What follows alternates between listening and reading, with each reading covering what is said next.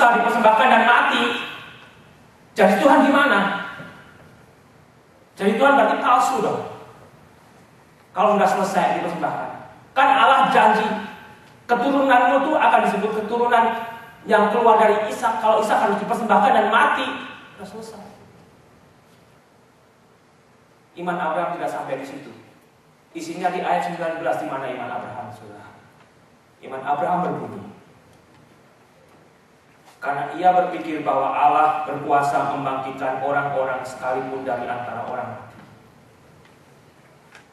Kalau Allah sudah berjanji akan memberikan anak kepada Abraham, dia penuhi.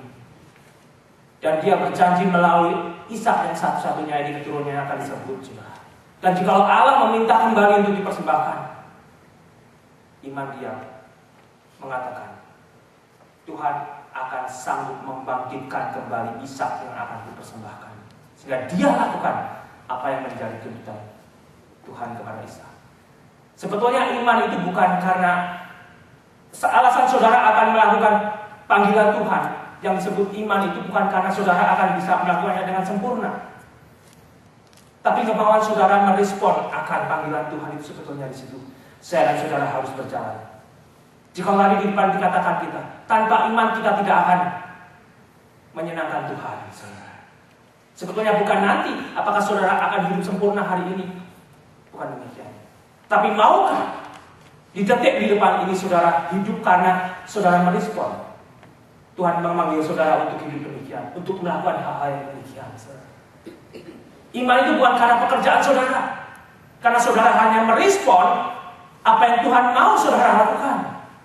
Cara makan, cara bersahabat, dan sebagainya, saudara. Itu sebagai orang percaya. James, if the Bible teach us about to live in faith and by faith, it's not so much about how you will accomplish perfectly, but how you will have a willing heart to do it. The result is not so much on you. The result is on God's hand. God knows that you will fail. God knows that you will not perfectly perform your duty as a Christian. But as you walk by faith and in faith, the faith that anchored in the Word of God, not the faith that anchored in somewhere, no. Your faith must be anchored in the Word of God. God will lead you. God will pull you slowly. But sometimes maybe God will kick you to make it faster. Get up. Move quickly a little bit. Because of our laziness. But the willing heart that you will respond God's word. That's the life of faith that God's asking us today. Saudara sebetulnya kembali. Bukan karena saudara akan sanggup memberikan satu performance yang sempurna. Bukan. Tetapi Tuhan meminta hati saudara.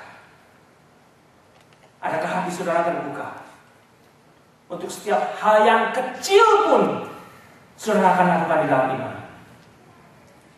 Bukan hanya hal yang besar, saudara. Hal yang kecil pun.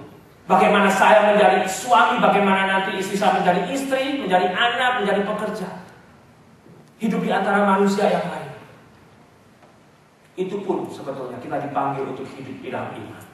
Sehingga mulut kita tidak akan sia-sia, mata kita tidak akan sia-sia, perbuatan kita akhirnya tidak akan sia-sia, saudara.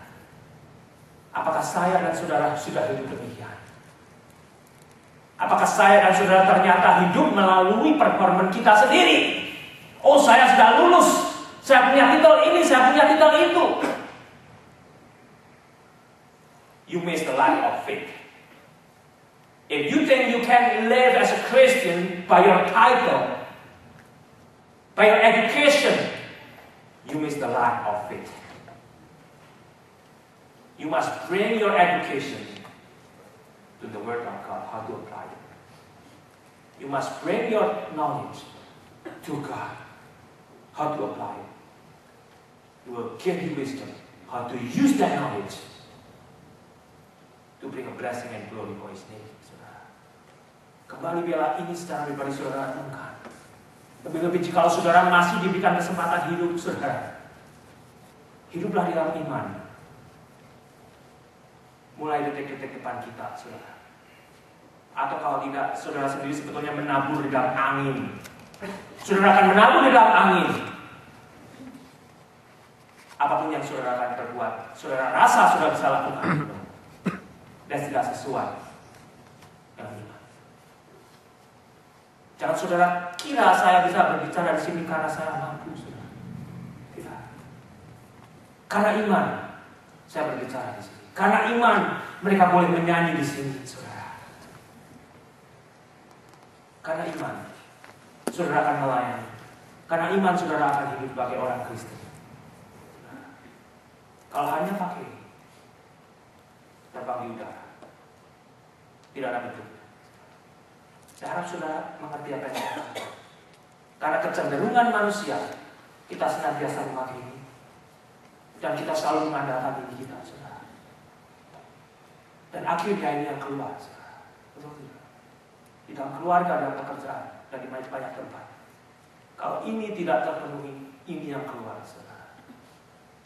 Bukan orang Kristen. Bukan orang Kristen. How fail we are, James, if as a Christian we just perform with our mind, with our own strength, without depending on God's promise. We live because of God's promise for tomorrow. Who has promise for tomorrow? Siapa yang saudara bisa memberikan janji untuk saudara hidup besok? Yang sudah tua, yang masih muda, tidak ada yang menjanjikan. Tapi di dalam Yesus itu ada kepastian. Dia punya yang paling baik. Jika saudara masih harus hidup seperti Paulus tadi katakan, hidup itu untuk Kristus. Jika saudara nanti masih diberikan waktu siang hari ini, jadikan siang hari ini untuk Kristus, saudara. Jika saudara masih bisa sekolah, bekerja, berkeluarga, jadikan itu untuk Kristus. Sehingga hidup saudara tidak akan sia-sia. So do you think you have a good job today? Do you think if you don't want to go to church because you will lose some dollars, you need to see the word of God. God may be asking you today, I want your soul back. I don't care what is your bank account. You have 1 million in bank account. You have worked so hard. I don't care. I want your soul tonight. Who's going to get that money? Siapa saudara? Jika saudara tidak mau membalance hidup saudara dengan iman saudara, sebetulnya saudara hidup diperbudak oleh daging. Hidup di dalam iman adalah hidup yang berdasarkan firman Tuhan. Kembali iman tersebut harus didasari dengan firman Tuhan. Bukan iman yang buta, saudara. Bukan iman yang buta.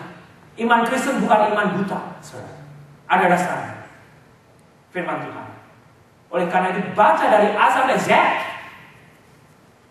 Jangan hanya kalau ke gereja dipotong-potong, saudara. Gereja ini hanya suka buku ini melulu. Buku Wahyu melulu.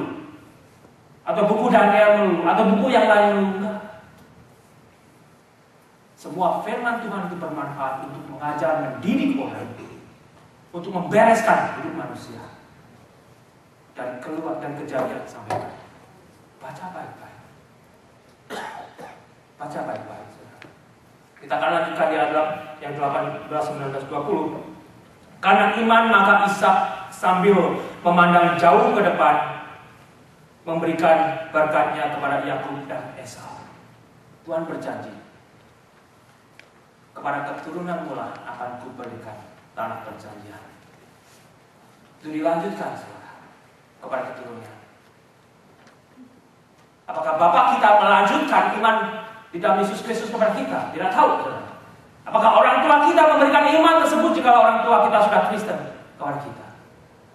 Atau jika saudara menjadi orang tua Kristen saat ini, apakah saudara sebagai orang tua akan melanjutkan iman itu kepada anak kita? Dan itu memerlukan contoh dari saudara sebagai orang tua. Bagaimana saudara hidup sebagai orang Kristen yang beriman kepada firman Tuhan? yang beriman